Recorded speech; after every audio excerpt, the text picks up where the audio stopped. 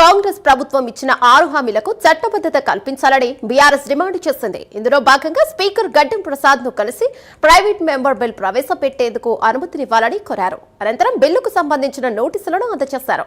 Private member బిల్లుతో 6 గ్యారంటీలకు చట్టబద్ధత కల్పించే అవకాశం ఉంటుందని బీఆర్ఎస్ వర్కింగ్ ప్రెసిడెంట్ కేటీఆర్ అన్నారు. స్పీకర్ తో పాటు అసెంబ్లీ సెక్రటరీకి సైతం నోటీసులను అందజేశారు.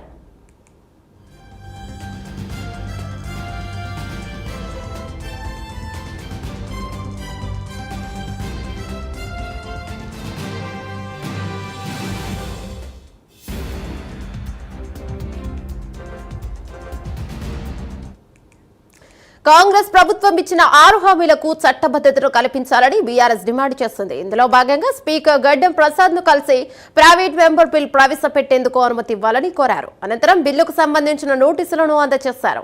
ప్రైవేట్ మెంబర్ బిల్లుతో 6 గ్యారంటీలకు చట్టబద్ధత కల్పించే అవకాశం ఉంటుందని బీఆర్ఎస్ వర్కింగ్ ప్రెసిడెంట్ కేటీఆర్ అన్నారు. దీనిపై మరింత సమాచారం మా కరెస్పాండెంట్ చందు అందిస్తారు. చందు, చెప్పండి.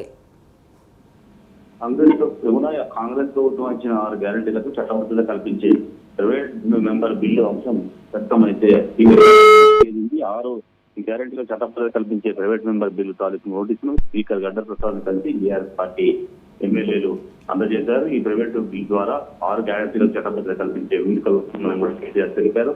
ఈ సమావేశాలు అత్యంత కీలకమైన ఈ బిల్లును ప్రవేశపెట్టడానికి అనుమతించాలని కూడా స్పీకర్ కు విజ్ఞప్తి చేశారు. స్పీకర్ తో పాటు అసెంబ్లీ సెక్రటరీ కూడా ఈ బిల్లు తాలూకు నోటీసులు కూడా కేటీఆర్ అదేవిధంగా ఎమ్మెల్యేలు అందజేశారు. ముఖ్యంగా చూసినట్టయితే 6 గ్యారెంటీలకు సంబంధించినటువంటి అంశంపై ఈ గత కొద్ది రోజులుగా బీఆర్ఎస్ పార్టీ ఆందోళన చేస్తోంది. ముఖ్యంగా అసెంబ్లీ సమావేశాల తొలి రోజు నుంచి దీనిపై ఈ బిల్ చట్టబద్ధత కల్పించాలని కూడా జనపార్టీ నిరసన తెలుపుతూ అసెంబ్లీలో వాయిదా తీర్మానం కూడా ఇచ్చిన పరిస్థితి కనిపించింది. ముఖ్యంగా ఈ ప్రైవేటు మెంబర్ బిల్ నోటీసు నెల రోజుల ముందు మామూలుగా పార్లమెంట్ లో ఇస్తారు. తర్వాత ప్రతి శుక్రవారం నాడు అసలు పార్లమెంట్ జరిగేటప్పుడు దీనిపై చర్చ జరుగుతుంది. కానీ ఇప్పుడు ఈ రోజు నోటీసు ఇచ్చారు కాబట్టి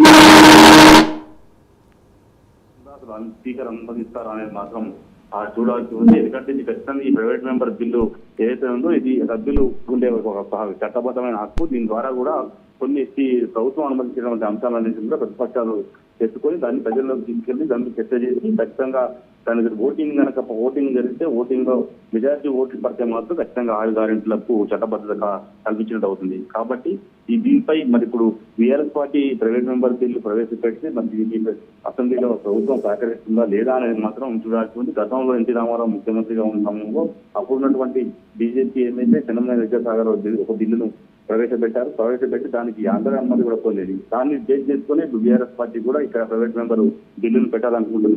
దీనికోసం నోటీసులు స్పీకర్ కి అయితే ఇచ్చారు. మరి స్పీకర్ ఏం చేస్తారని మాత్రం చూడాల్సి ఉంది. ఏమన్నా థ్యాంక్ యూ చందు.